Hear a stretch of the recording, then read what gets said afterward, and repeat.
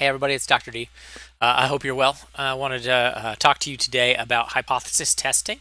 Again, the next step is to talk about tests of two means, which we're really going to use kind of as an introduction to talk about tests of two populations. In order to do that, we need to think a little bit about the problem that we run into when we're trying to understand the way two populations work. So, when we have two populations, one thing I want to draw some attention to is the notion of a population, right? So we didn't talk that much about what an element is and what a set is and what a population is, but a thing to keep in mind is that a population is all the elements of a particular type. And if we have two populations, essentially that means that we can take any given element and decide if it's included in neither of the two populations, or if it's included in population 1. That's a collection of many elements. Or if it's included in population 2. And for that to be the case, essentially there has to be some rule, right? There's going to be some difference that is relatively straightforward that was going to allow us to decide whether something belongs within population 1 or population 2, right? There's going to be some obvious rule. I want to make sure that we understand that. There's going to be an obvious difference. And by obvious, one thing I mean, particularly because the applications we're going to be looking at are business applications, means it's cheap, right? There's a cheap distinction we can make. So, for example, let's say that we're selling a product, maybe a scarf, and we have two different colors. We sell red scarves and we sell yellow scarves, and there's an obvious difference. It's easy to tell whether these two are different just by inspection. You can look at them. Maybe if you have some good inventory control, right? You might have if it's books, you'd have an ISBN number, or if it's other products, you might have a UPC code, right, barcode, and that's relatively cheap to identify which product this is, right? You scan it, and when you scan it, it tells you which type of product it is. Now, this obvious difference allows us to essentially draw like a hard line between these two, but generally speaking, the obvious differences are not the interesting ones. And so the question that we are asking is, can we leverage this obvious difference, this cheap, right? This difference, which is cheap to observe,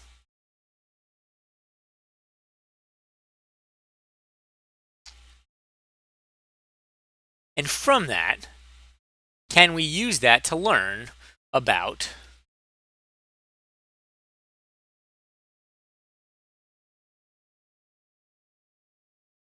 some non-obvious difference,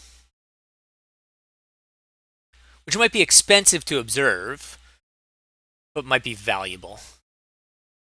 So, for example, if we can identify that a scarf is red or yellow just by looking at it, can we also identify based on that which one is more likely to sell more, which is in higher demand?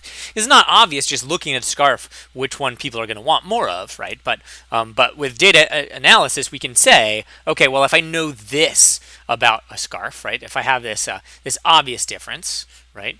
Then maybe it will provide this non-obvious difference. We do this with other things all the time, right? So, for example, the calories in a beverage are not obvious. It takes a lot of work to try to figure out how many calories are in a beverage, but we really need to know that, right? And so what we have done is we've taken this non-obvious difference, calories, and we have printed it numerically on the side of the packaging, which is to say now there's an obvious difference. You can take two beverages and hold them up and look at them, and just by visual inspection, you can tell which one has more calories, which is not generally true of just like a liquid, right? It's not obvious what the distinguishing characteristic is. And we have rules and laws about how you're allowed to use it, or how you must use obvious differences like labeling to provide information about non-obvious differences. Now, in order for us to do this, what we're going to have to do, right, is we're going to have to observe two samples. So we're going to take two samples. That's how this is going to work. And we're going to separate them into their obvious differences, right? And as a result, we're going to have population 1, and then from that we're going to draw our sample 1. And that sample 1 is going to have a mean that we'll call x bar 1 and a standard deviation. Here, I'll keep that there. It's going to have a standard deviation, which maybe we'll call, if it's the population is going to have mu1 and sigma 1. The sample 1 is going to have x1 and s1 and n1. And then we're going to have our other sample that is drawn from population 2 that has its corresponding values of mu2 and sigma 2. There should be an arrow, it's not negative. I want to be clear there. And then we're also going to have a sample here, sample 2. That sample is going to have x bar 2, which is its sample mean, and s2, which is the standard deviation, and n2, right? So these are the means. And then these are the standard deviations.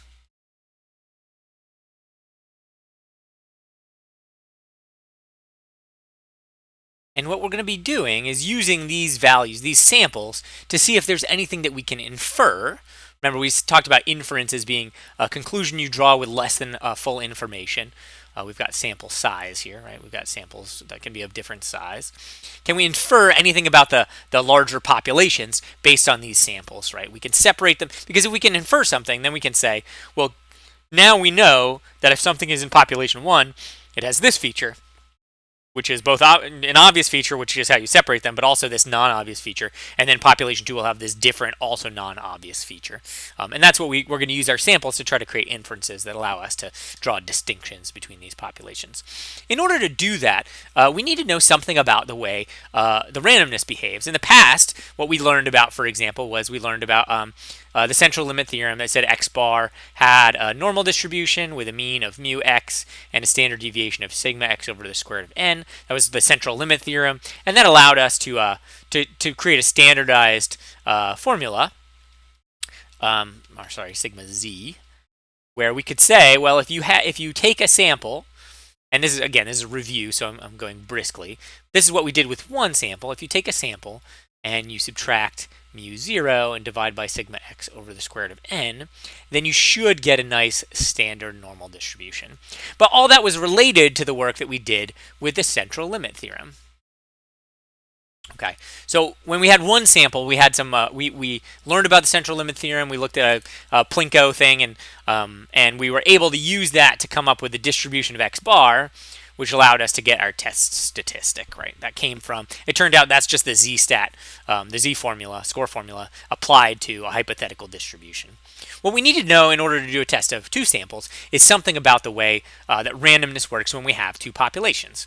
So in order to kind of build us up to this, what I want to do is I want to try to think about what would happen. Let's say that we had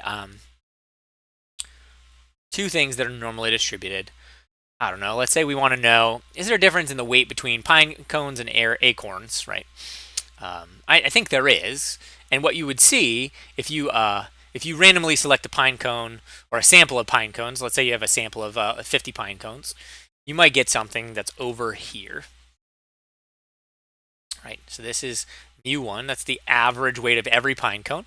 And then and then it has its own sigma 1 over the square root of n1 would be the square, that's the sigma x bar for that sampling distribution. And so that's the shape of sort of the pine cone distribution. And then here we might have, this is the distribution of acorns.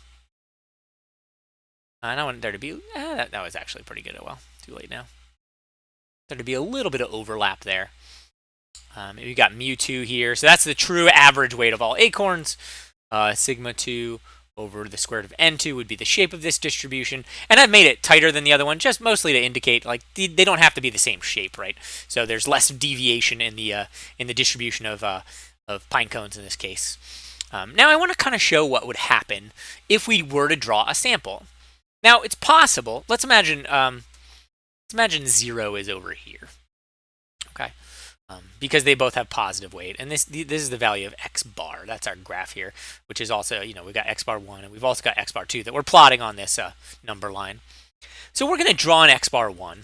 It's possible that when we measure our pine cones, we're going to get a set of pine cones that on average is quite heavy, even for pine cones, right? So we're going to get something that's all the way over here in the right tail of the distribution. And then we're going to get, we can measure, we can collect a sample of all the acorns. Maybe we'll get one that's quite light. That would be X bar 2.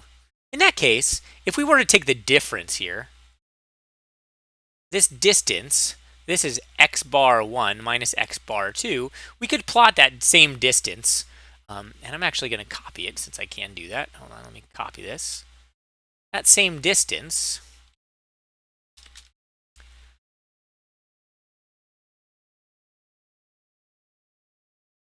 we could plot this distance, and this would be one random occurrence, right? So we've taken two samples and we've randomly plotted them. You can see it's just right there to the right of mu2 is where it intersects. So I'm going to delete it, but I want to show you that this right here, maybe right here, let's say, this is our first point of X bar 1 minus X bar 2, right? That's our first plot. And that's if we got a high value for acorns and a low value for, or a high value for pine cones and a low value for acorns. Let's try it again. This time, we're going to measure X bar 1, but we're going to get some light pine cones. So let's say we get X bar 1. Maybe it's even all the way over here. So that's our X bar 1 in this scenario. And then we do it again for acorns, and this time we get quite heavy acorns. Those acorns are all the way over here. This is X bar 2. Well, now if we did X bar 1 minus X bar 2, we're actually going to get a negative number, and that negative number is going to be the same as this distance. And so we could get a value that's like right, just barely to the left of 0. And so that would be an example of X bar 1 minus X bar 2. So that's another option that could happen. Now, if we were to do this over and over and over again, we're going to draw a sample from the pine cone distribution, draw a sample from the acorn population, and then we're going to find the means of those two groups and subtract them. We could get heavy pine cones, heavy pine cones, but more often we're going to get stuff that's kind of like in here. Maybe that minus that, or this, this minus this, or this minus this over here, right? So if we did this like a lot of times, what we're gonna see actually is like we see 1 points right here. Actually, yeah, we see 1 points right here, 1 points right here, but much more frequently we're gonna get stuff in between those, right? Where the value of them is kind of intermediate between the two. We've got some moderately heavy pine cones, some moderately light acorns, and that would be over here, and then some moderately, that would be over here. Some moderately light pine cones, moderately heavy acorns would be over here, and so on and so forth. And if we just plotted this and did this like a million times, or a billion times, or a trillion times, or a quadrillion times, you really could do it a lot, because there are a lot of pine cones, and there are a lot of acorns in the world. And if we're just selecting 100 of each pile, you could do that many, many times. Eventually what you'll see will happen is we will get a distribution that looks like this, where the distance to the mean, and here's hoping that I did this right, or that I did it to scale, we'll see. The distance to the mean, it turns out, is, that is pretty solid if I do say so myself. The distance to the mean of this distribution. Now remember, this distribution right here, this is the distribution X bar 1 minus X bar 2, right? So to make this curve, we selected all the X bar 1s. To make this curve, we selected all the X bar 2s. This is a distribution of differences. We take X bar 1 minus X bar 2, we do it again, we do it again, we do it again. This middle location right here is mu1 minus mu2. And it turns out it's normally distributed. So if we have two populations and we draw two samples, each of those samples is going to be drawn from a distribution that is normally distributed. And then what we're doing is we're subtracting two normally distributed random variables. Now, why is this important? Well, in order for us to be able to come up with a test statistic, what we need to be able to do is know when we have a hypothetical sample, right, that we're going to draw, where do we expect that to come from? And what we learned in the past, we learned about the Z-score formula. And one of these was this. The original Z-score formula just said, how far away is x from mu in terms of, not x bar, x minus mu x divided by sigma x. How far away is x in terms of standard deviations? That's what the z-score formula is. It tells us, okay, you've got this value, this x, and we need to convert its distance from the mean into standard deviations. It turns out, though, that it doesn't matter what your variable is as long as it's a normally distributed random variable. Any normally distributed random variable can fill in there. The tricky part is that we just have to be careful, right? If we're going to put a normally distributed random variable in there, let's say, in fact, we're going to use x bar, well, we just have to make sure that the subscript on the mean is also x bar, and the subscript on the standard deviation is also x bar.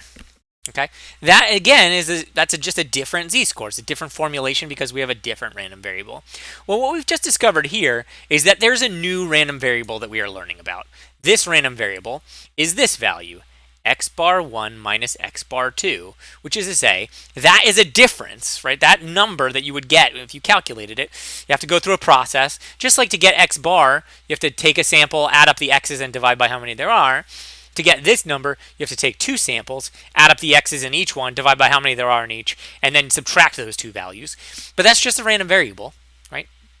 That is just a normally distributed random variable. Not the two of them, well, the two of them are, but the whole thing together is a normally distributed random variable. And that means that we can create a z-score for this difference, because this difference is normally distributed. That would be z equals x bar 1 minus x bar 2, and then following the pattern, we just have to subtract the mean of that, mu subscript x bar 1 minus x bar 2, and then we have to divide by the standard deviation of this value, x bar 1 minus x bar 2. And you can see that's an ugly score formula, but it is just a score formula, right? It's just a new formulation of a score formula for new and different normally distributed random variable. We're almost there. What we discovered is that the mean, right? What we discovered just a moment ago is that this mean is mu1 minus mu2. Okay, so we can write this as z equals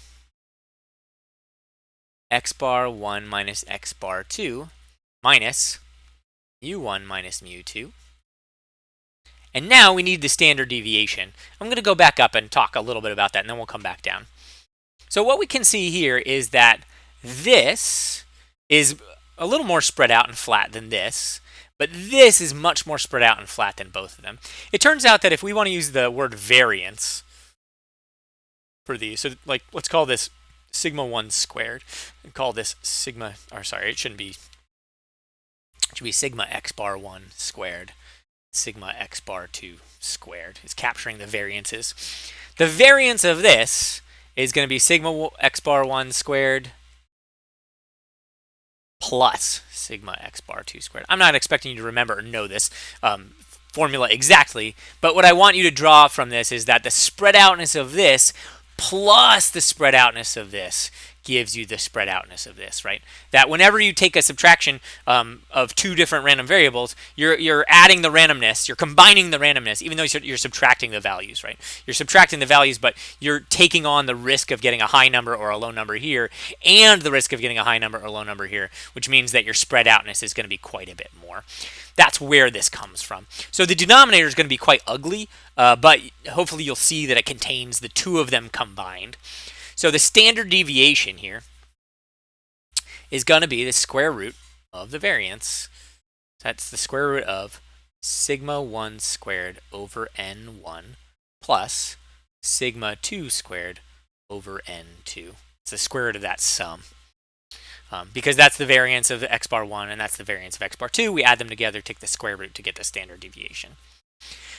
All right, that puts us close to a place where we can get a test statistic. I think next time when we get together, what we'll do is we'll do a practice problem, and I'll show you what the test statistic is. But what I want you to realize is that this looks very, we started all the way up here at z equals x minus mu x over sigma x, and then we've moved to here. But these are all score all z-score formulas. And so just like the very first normal distribution problems we worked on, what we're still doing is we're relying on the fact that if you take some random variable and you subtract the mean of that random variable and divide by the standard deviation, you will get a z-score. And that's where this big formula comes from. All right, next time we get together, we'll look at a practice problem. We'll practice with Excel, and I'll show you how to operationalize this stuff. Thank you all, and I'll see you next time.